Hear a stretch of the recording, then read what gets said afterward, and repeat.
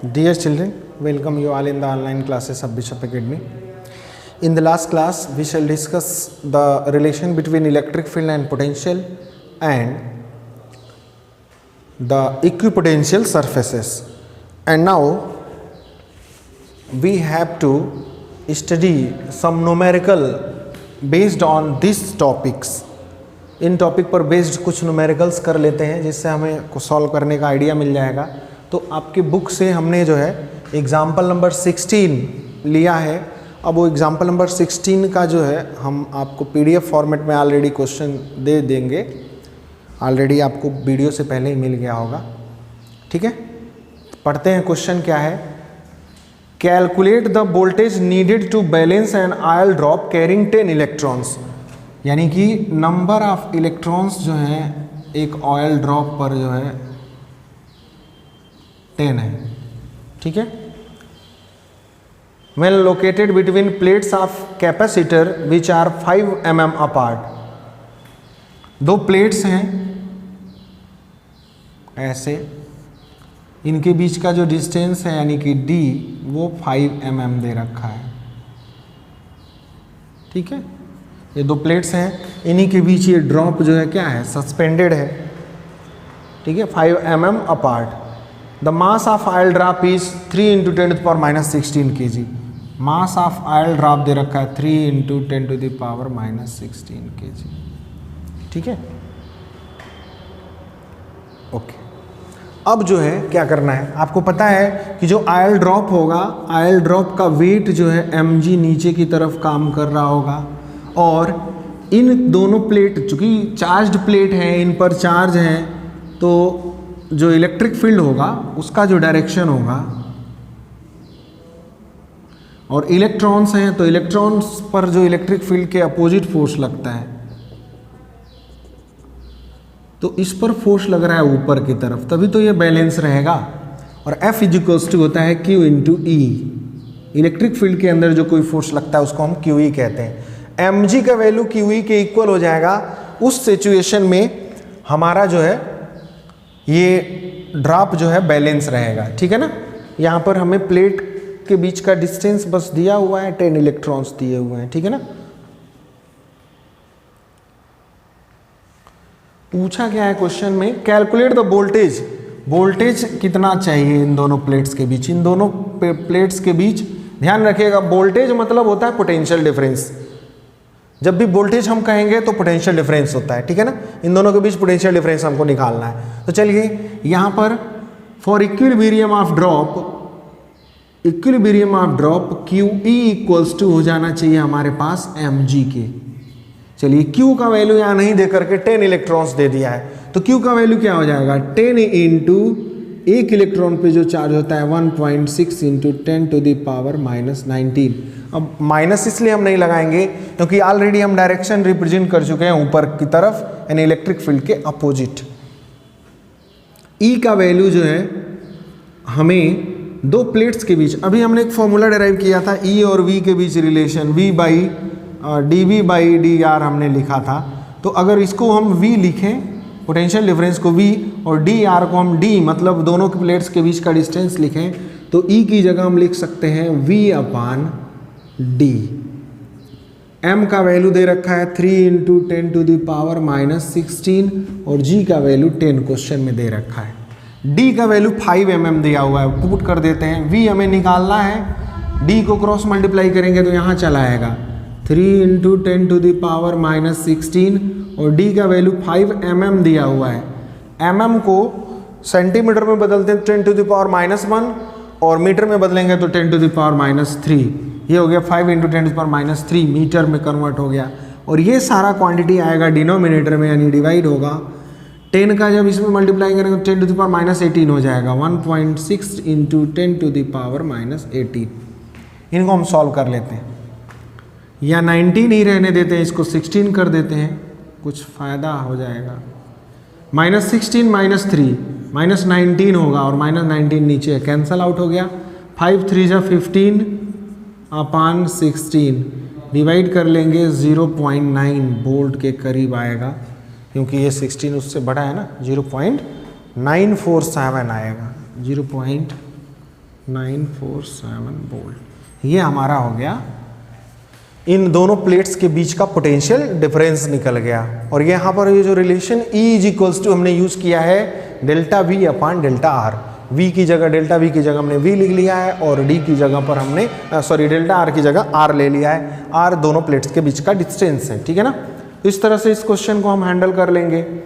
अब एक और ही भी बहुत महत्वपूर्ण क्वेश्चन है पेपर में, वो भी आया हुआ है, एग्जाम्पल नंबर 20। बार बार बच्चों को इसमें कन्फ्यूज़न हो जाता है, गलत कर देते हैं। ध्यान से पहले क्वेश्चन समझिए, एग्जाम्पल नंबर 20 क्या है।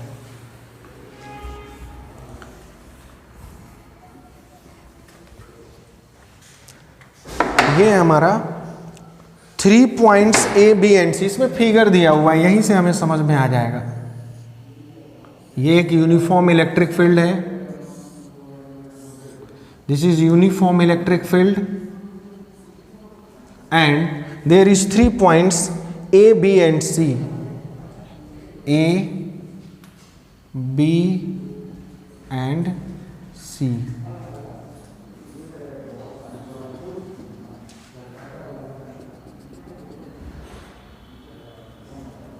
A, B and C है ये हमारा। ये दे रखा है 5 सेंटीमीटर, ये दे रखा है 3 सेंटीमीटर, ठीक है। इलेक्ट्रिक फील्ड की जो वैल्यू दे रखी है यहाँ पर, E का जो वैल्यू यहाँ दिया हुआ है E, वो है 5 × 10⁻³ न्यूटन पर कूलम। ये इलेक्ट्रिक फील्ड है हमारा। Find the potential difference between A and C। A और C के बीच पोटेंशियल डिफरेंस निकालना है VAC। फिर से क्वेश्चन हम रिपीट कर दे रहे हैं, पढ़ दे रहे हैं। 3 points A, B and C lie in the uniform electric field of 5 × 10⁻³ Newton per coulomb as shown in the figure. Find potential difference between A and C. A और C के बीच potential difference हमको निकालना है, ये पता करना है, ठीक है। अब जो है हमें क्या करना है, यहाँ पर potential difference between A and C निकालना है। तो A और C के बीच ज़्यादातर बच्चे करते क्या हैं, आपको जो है इलेक्ट्रिक फील्ड और पोटेंशियल डिफरेंस के बीच एक रिलेशन बताया गया था, dV/R माइनस था यहाँ पर, इसी से निकाल देते हैं। R की जगह पे रख देते हैं ये 5, क्योंकि A और C के बीच का जो डिस्टेंस है वो 5 दिया हुआ है। तो यहाँ से हो जाता है क्वेश्चन गलत हमारा। अब देखिए यहाँ के हिसाब से हमारा जो है पोटेंशियल डिफरेंस अगर निकालना है, dV निकालना है, तो E × R होना चाहिए।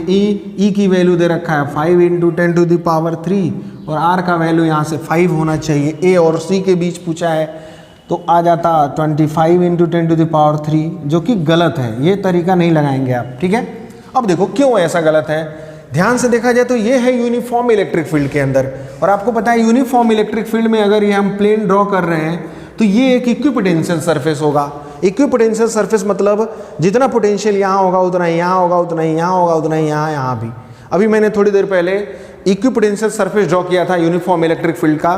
तो यूनिफॉर्म इलेक्ट्रिक फील्ड का जो इक्विपोटेंशियल सरफेस होता है वो एक पैरेलल प्लेन के फॉर्म में मिलता जाता है। मतलब अगर हम यहाँ एक प्लेन ड्रॉ करें तो इस प्लेन पर मौजूद हर एक पॉइंट इक्विपोटेंशियल होंगे, यानी हर जगह पोटेंशियल सेम होगा। इस पूरे प्लेन में जो है पोटेंशियल क्या रहेगा, सेम। तो B और C पॉइंट पर पोटेंशियल क्या होगा, सेम रहेगा। तो यहाँ पर हम बोलेंगे since point B and C are lie on the equipotential surface, equipotential surface. तो जितना पोटेंशियल C पर होगा उतना ही B पर होगा, ठीक है।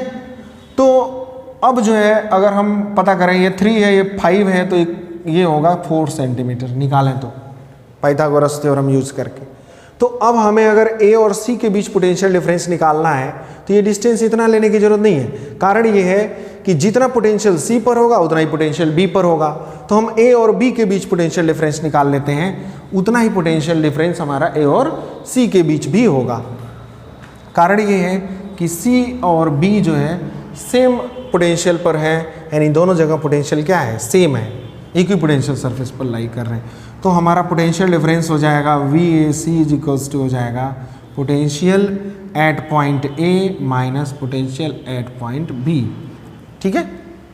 अब बात आती है कि यहाँ पर पोटेंशियल डिफरेंस हम निकालेंगे कैसे। इसको हम लिख सकते हैं डेल dv, ठीक है, dv upon r, cross multiply करें dv, ये हमारा, इसको हम dv हम लिख लिए, E इज इक्वल्स टू मिल जाएगा हमको dv अपान r, या यहाँ से dv इज इक्वल्स टू मिल जाएगा E इंटू आर, और E की value 3 into 10 to the power 5 into 10 to the power 3 है, और R का वैल्यू जो है वो हमारा 4 लिया जाएगा यहाँ पर, A और B के बीच का डिस्टेंस 4, तो आ जाएगा 20 into 10 to the power 3 volt. ये हमारा पोटेंशियल डिफरेंस हो जाएगा किसके किसके बीच, A और C के बीच के, ये A और B के बीच, दोनों के बीच पोटेंशियल डिफरेंस क्या रहेगा, सेम रहता है, सेम रहेगा। यूनिफॉर्म इलेक्ट्रिक फील्ड में सिर्फ ये लागू होगा, अगर इलेक्ट्रिक फील्ड नॉन यूनिफॉर्म होता तो फिर ऐसा नहीं होता, ठीक है ना। तो इस तरह से हम इक्विपोटेंशियल सरफेस और ये रिलेशन जो हमारे पास E is equals to minus dv upon r मिला था उससे हम पता करेंगे।